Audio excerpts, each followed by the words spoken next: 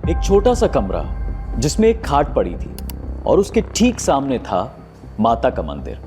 दीपक की लंबी सी लौ मंदिर को रोशन कर रही थी। आसपास का माहौल काफी स्पिरिचुअल था, लेकिन वहीं पर दूसरे कोने में था खून, ताजा खून। उसके बगल में पड़े थे दो मुर्दा चूजे। पूरा नजारा देखकर लग रहा था मानो उन चूजों की बलि दी गई हो, वो भी बस कुछ देर पहले। यह घर किसी और का नहीं बल्कि बनारस के शमशान घाट के राजा कहे जाने वाले डोम राजा का था। जब भी आप बनारस के किसी भी डोम राजा को करीब से देखेंगे तो आपको उनके शरीर पर जले होने के कई निशान भी दिखेंगे, क्योंकि डोम राजा 24 घंटे लोगों की चिताओं के बीच में ही काम करते हैं, वहीं पर रहते हैं। ये एक ऐसा काम है जो आसानी से नहीं होता। देवी माता सभी डोम राजाओं को शक्ति देती हैं उस काम के लिए जिसको कोई और हाथ तक लगाने से कतराता है। ऐसा कहा जाता है कि उनका सीधा संपर्क यमराज के साथ होता है। तो मोक्ष के मार्ग में इन लोगों को लास्ट गार्ड या फिर यूं कहिए कि गाइड के तौर पर भी माना जाता है, जो बताते हैं कि यही रास्ता है जो मोक्ष की तरफ जाता है। इस मोक्ष की प्राप्ति एक मृत इंसान को मिलती है इसी बनारस के मणिकर्णिका घाट पर, जहां दिन हो या रात 24 घंटे चिताओं की लपट जलती रहती है। मणिकर्णिका घाट पहुंचने के लिए आपको कई गलियों से गुजरना पड़ेगा। उन गलियों से गुजरते गुजरते आप अपनी आंखों के सामने गलियों से निकलते हुए कई फ्यूनरल प्रोसेशन पाएंगे, यानी कि लोग किसी मुर्दा शरीर को घाट की ओर लेकर जाते दिखेंगे। एक बार सोचकर देखिए, घाट तक पहुंचने की गलियों में भी लोग रहते हैं। उन्होंने कितनी मौतें देखी होंगी और ना जाने कितनी चिताओं को जलते देखा होगा। मणिकर्णिका घाट या गंगा मां, ये दोनों मोक्ष के दरवाजे माने जाते हैं। यहाँ के लोग मौत को बहुत ही अलग नजरिए से देखते हैं और ऐसा कहा जाता है कि जब भी किसी जलती चिता को बहुत ध्यान से देखा जाता है तो आपको बॉडी के थोड़े थोड़े हिस्से गलते दिखेंगे। किसी का चेहरा चल रहा होगा तो किसी का हाथ चल रहा होगा, लेकिन जिन चीजों को हम हाथ या चेहरा समझ रहे हैं उसका कोई अस्तित्व नहीं है। वो सिर्फ और सिर्फ एक यंत्र था जिसमें आपकी आत्मा घूम रही थी और आज आत्मा निकल चुकी है और वो यंत्र एक कबाड़ में पड़ी हुई गाड़ी की तरह है जिसका कोई भी अस्तित्व नहीं है। जब आप उस अग्नि में जलते हुए उस चिता को देखते हो तो आपकी आत्मा आपसे सवाल पूछती है कि तू कौन है, तेरा क्या अस्तित्व है, तूने क्या कमाया है, तू क्या बटोर रहा है और तू जाएगा तो क्या लेके जाएगा। असलियत तो यह है कि कोई कुछ भी लेके नहीं जाता, सब कुछ यहीं छोड़कर जाते हैं। नाम, रिश्वत, शोहरत, इज्जत, रिश्ते, नाते, सब कुछ।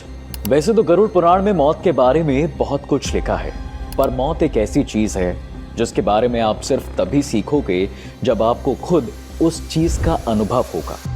गरुड़ पुराण की माने तो जब आपकी आत्मा आपके शरीर को छोड़कर जाती है तब मौत के उस क्षण में आपके मन को, आपकी आत्मा को, आपके शरीर को बहुत दर्द से गुजरना पड़ता है। मौत के समय ऐसा लगता है मानो 3,60,000 बिच्छू आपको एक साथ में डंक मार रहे हैं और इसी दर्द को लेके हमारे यहाँ आत्मा भूलोक से यमलोक चली जाती है।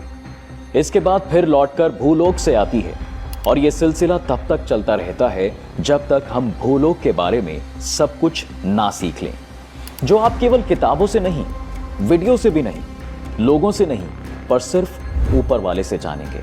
इसलिए कहा जाता है कि जिंदगी में अच्छी चीजें करते रहो, लोगों को दुख ना पहुंचाओ, इस दुनिया में खुशियां फैलाओ और ये इच्छा दिल में रखो कि मौत के समय उस भयानक दर्द को आप सहन कर पाओगे। किसी ने मौत को लेकर सही ही कहा है कि मौत एक परीक्षा है जिसकी पढ़ाई हम जिंदगी भर करते हैं। वैसे अगर यमलोक की बात करें तो ऐसा कहा जाता है कि मृत्यु के बाद मनुष्य के कर्मों के अनुसार ही उसे यमलोक में जगह मिलती है। वहीं यमलोक जाने के लिए 4 तरह के द्वार होते हैं। पहला द्वार, पूर्व द्वार। यमलोक के पूर्व का द्वार बहुत ही आकर्षक है। इसमें हीरे, मोती, नीलम और पुखराज जैसे खूबसूरत रत्न जड़े हुए हैं। इस द्वार से योगी, ऋषि, सिद्ध और संबुद्ध लोगों को प्रवेश मिलता है। इसे ही स्वर्ग का द्वार कहा जाता है और गरुड़ पुराण के अनुसार इस द्वार में प्रवेश करते ही आत्मा का स्वागत गंधर्व, देव, अप्सराओं द्वारा किया जाता है। वहीं एक चीज और आपको मैं बताता हूं कि इसका द्वार दूसरा कौन सा है। देखिए पश्चिम द्वार, इस द्वार पर भी रत्न जड़े होते हैं। यहां से उन लोगों का प्रवेश होता है जिन्होंने अपने जीवन में अच्छे कर्म किए हैं, दान पुण्य किया है और हमेशा धर्म का पालन ही किया हो। जिन मनुष्यों ने किसी तीर्थ स्थान पर प्राण त्यागे हो, उसका भी प्रवेश इसी द्वार से होता है। अब बारी आती है तीसरे द्वार की, यानी उत्तर द्वार। देखिए जीवन में माता पिता और गुरुजनों की सेवा करने वाले, हमेशा सच बोलने वाले, अहिंसक कर्म करने वाले, सात्विक विचारों वाले और सत्यवादी मनुष्य की आत्मा हमेशा उत्तर द्वार से ही प्रवेश करती है। इसके साथ ही इस द्वार से सिद्ध संत और मुनियों को प्रवेश मिलता है। ये द्वार अलग अलग स्वर्ण से जड़े रत्नों से सजा रहता है। इसे स्वर्ग द्वार के नाम से जाना जाता है। वहीं आखिरी द्वार है दक्षिण द्वार, जो सबसे भयानक और खतरनाक दक्षिण द्वार होता है। ये द्वार घोर पापियों के लिए है, जिन्होंने अपने जीवन में महापाप किए होते हैं। उन आत्माओं को इसी द्वार से प्रवेश करना होता है। इस द्वार पर गहरा अंधकार और भयानक सांप, सिंह और भेड़ियों की तरह भयानक जीव और राक्षस होते हैं। इसे ही नर्क का द्वार कहा जाता है। आत्मा के लिए इस द्वार से गुजरना बहुत कठिन और कष्टकारी होता है। यम नियम का पालन नहीं करने वाले इस द्वार पर 100 सालों तक कष्ट भोगते हैं। आइए अब जानते हैं कि आखिर यमलोक तक कोई आत्मा कैसे पहुंचती है। देखिए पुराणों के अनुसार जब भी किसी मनुष्य की मृत्यु होती है या आत्मा शरीर को त्याग कर अपनी यात्रा शुरू करती है, तब उस दौरान उसे 3 तरह के रास्ते मिलते हैं। उस आत्मा को किस मार्ग पर चलाया जाएगा, ये केवल उसके कर्मों पर निर्भर करता है। अब यहां पर ये 3 मार्ग हैं। सबसे पहले अर्ची मार्ग, धूम मार्ग और उत्पत्ति विनाश मार्ग है। अर्ची मार्ग ब्रह्मलोक और देवलोक की यात्रा के लिए होता है, वहीं धूम मार्ग पितृलोक की यात्रा के लिए होता है और उत्पत्ति विनाश मार्ग नरक की यात्रा के लिए। लेकिन इन सभी मार्गों से गई हुई आत्माओं को कुछ काल अलग अलग लोक में रहने के बाद दोबारा यमलोक में आना पड़ता है। इतना ही नहीं, अधिकतर आत्माओं को यहीं जन्म लेना और यहीं मरकर पुनः जन्म लेना होता है। इसके अलावा यजुर्वेद में कहा गया है कि शरीर छोड़ने के बाद जिन्होंने तप ध्यान किया है वे ब्रह्मलोक चले जाते हैं, अर्थात ब्रह्मलीन हो जाते हैं। कुछ सत्कर्म करने वाले मनुष्य स्वर्गलोक चले जाते हैं, स्वर्ग अर्थात वे देव बन जाते हैं। और राक्षसी कर्म करने वाले कुछ प्रतियोनि में अनंत काल तक भटकते रहते हैं या कुछ दोबारा से धरती पर जन्म ले लेते हैं। और हाँ, जन्म लेने वालों में भी ये जरूरी नहीं है कि वो मनुष्य योनि में ही जन्म लें और अंत में आत्मा सहस्त्र दिन तक यात्रा करने के पश्चात 18वें दिन यमपुरी पहुंचती है। ज्ञानी से ज्ञानी, आस्तिक से आस्तिक, नास्तिक से नास्तिक और बुद्धिमान से बुद्धिमान व्यक्ति को भी नरक का सामना करना पड़ सकता है, क्योंकि ज्ञान और विचारों से यह तय नहीं होता कि आप कैसे हैं। किसी भी धर्म, देवता और पितरों का अपमान करने वाले, तामसिक भोजन करने वाले पापी क्रोधी व्यक्तियों को नरक में भेजा जाता है। किसी भी पापी इंसान को पहले धरती पर तो नरक झेलना पड़ता है, फिर मरने के बाद भी उसके पापों के अनुसार उसे यमलोक में अलग अलग जगह कुछ समय बिताना पड़ता है। इसलिए कहा जाता है कि किसी का बुरा नहीं करना चाहिए।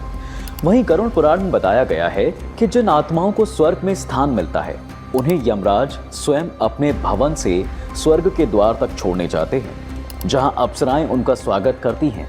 इसलिए जीवन में अच्छे मार्ग पर ही चलना चाहिए। अब फिर से आते हैं मणिकर्णिका घाट पर। इसके बारे में शायद आप नहीं जानते होंगे कि जिस बनारस को हिंदू धर्म का सबसे पवित्र स्थान माना जाता है, उसी बनारस में वैश्याएं लोगों की मौत पर नाचती हैं। यानी कि एक ओर जहां लोग अपनों के मरने का दुख मनाते हैं, तो वहीं दूसरी तरफ वैश्याओं के घुंघरू रुकने का नाम नहीं लेते। आखिर क्या है इसके पीछे का रहस्य? तो देखिए, इसके पीछे का राज जानकर आप चौंक जाएंगे। दरअसल काशी के मणिकर्णिका घाट पर हर साल चैत्र नवरात्र की सप्तमी को महाशमशान महोत्सव मनाया जाता है। मान्यता है कि इस दिन काशी के राजा यानी भगवान शिव अदृश्य रूप से इस पूरे महोत्सव में शामिल होते हैं और तब इस घाट में वैश्याएं बेहिचक नृत्य करती हैं। यानी कि एक तरफ चिता की लपटें उठ रही होती हैं, तो वहीं दूसरी तरफ वैश्याओं के घुंघरुओं की झनकार बज रही होती है। मणिकर्णिका घाट पर लोगों के रोने और तबले की थाप का यहां अनोखा संगम सभी को हैरान कर देता है। कहा जाता है कि इस नाच गाने के जरिए ही वैश्याएं महादेव के लिए अपनी भक्ति भावना प्रकट करती। उनका मानना है कि सभी को तारने वाले भगवान शिव क्या उनकी इस सेवा को स्वीकार नहीं करेंगे? क्या उन्हें इस नर्क से बाहर निकालकर मोक्ष का अधिकारी नहीं बनाएंगे? अब सोचने वाली बात है कि इस घाट पर यह परंपरा किसने और क्यों शुरू की? आखिर कौन था वो जिसने पहली बार इन्हें मणिकर्णिका घाट पर नाचने के लिए बुलाया था? तो ये बात है 15वीं शताब्दी की। उस समय राजा मानसिंह आमेर के राजा हुआ करते थे और अकबर के 9 रत्नों में से एक माने जाते थे। उस समय उन्होंने शिवजी के मंदिर का जीर्णोद्धार करवाया, यानी कि उसकी मरम्मत वगैरह कराकर उसे फिर से एक खूबसूरत मंदिर करा दिया था। अब रीति रिवाज के अनुसार तो मंदिर के जीर्णोद्धार के बाद राजा मानसिंह ने मंगल उत्सव भी करना चाहा। इसके लिए उन्होंने नगर के बेहतरीन संगीत और नृत्य कलाकारों को वहां पर आमंत्रित कर लिया, लेकिन किसी भी कलाकार की उस घाट पर जाने की हिम्मत नहीं हुई। मानसिंह का मन दुखी हो गया और वो बिना उत्सव मनाए वापस दिल्ली जाने के लिए तैयारी करने लगे। ये बात जब नगर के वैश्याओं को पता चली तो उन लोगों ने आपस में बात करके राजा साहब को एक पत्र भेजा, जिसमें लिखा था, अगर आपको सही लगे तो हम वैश्याएं वहां आकर नृत्य कर सकती हैं। ये हमारे लिए सौभाग्य की बात होगी। अब राजा मानसिंह पत्र पढ़कर बहुत खुश हुए और उन्होंने पूरे मान सम्मान के साथ रथ भेजकर वैश्याओं को घाट पर बुला लिया। वहां आकर वैश्याओं ने दिल खोलकर डांस किया था और तभी से यह परंपरा शुरू हो गई। इतना ही नहीं, तब से यह मान्यता भी है कि जो भी वैश्या यहां आकर नृत्य करेगी उसका अगला जीवन वैश्य का नहीं होगा, क्योंकि कोई भी स्त्री वैश्य अपनी मर्जी से नहीं बनती, लेकिन हर वैश्य इस नर्क से निकलना जरूर चाहती है। ऐसी जिंदगी किसी अभिशाप से कम नहीं है। आपको बता दें कि इस महाशमशान महोत्सव के दिन इस घाट में जिसका भी अंतिम संस्कार किया जाता है, उस इंसान की आत्मा को जीवन मृत्यु के चक्र से एकदम छुटकारा मिल जाता है, क्योंकि बाबा भोलेनाथ उनके कानों में तारक मंत्र का जाप करते हैं और फिर उन्हें महादेव के धाम में जगह मिल जाती है। इसलिए कहा जाता है कि मोक्ष की नगरी काशी में मरने पर भी उत्सव मनाया जाता है। आइए अब आपको मणिकर्णिका घाट से जुड़ी एक और रोचक बात बताते हैं। देखिए, मान्यता है कि इस घाट में माता सती के कानों का कुंडल गिरा था, इसलिए इसका नाम मणिकर्णिका घाट पड़ा। दरअसल जब माता सती ने प्रजापति दक्ष के यज्ञ में अपना शरीर त्याग दिया था, तब भगवान शिव वियोग में डूब गए थे। यही नहीं, वो इस दुख में इतना खो गए कि वो सती के उस जले हुए शरीर को छोड़ने तक के लिए तैयार नहीं थे। तब उन्हें सती के वियोग से बाहर लाने के लिए विष्णु जी ने अपने सुदर्शन चक्र से सती के शरीर के 52 टुकड़े कर दिए थे और मान्यता है कि ये 52 टुकड़े धरती पर जहां जहां गिरे वहां वहां शक्तिपीठ की स्थापना होती चली गई और धरती में लोग आज भी इन शक्तिपीठों के दर्शन करके पुण्य प्राप्त करते हैं। तो फिलहाल आज के वीडियो में बस इतना ही। अगर आपको वीडियो अच्छी लगी हो तो लाइक और शेयर कर दीजिएगा। बाकी मणिकर्णिका घाट या फिर और भी कुछ रहस्यों के बारे में आप जानना चाहते हैं तो हमें कमेंट सेक्शन में जरूर बताइएगा। धन्यवाद।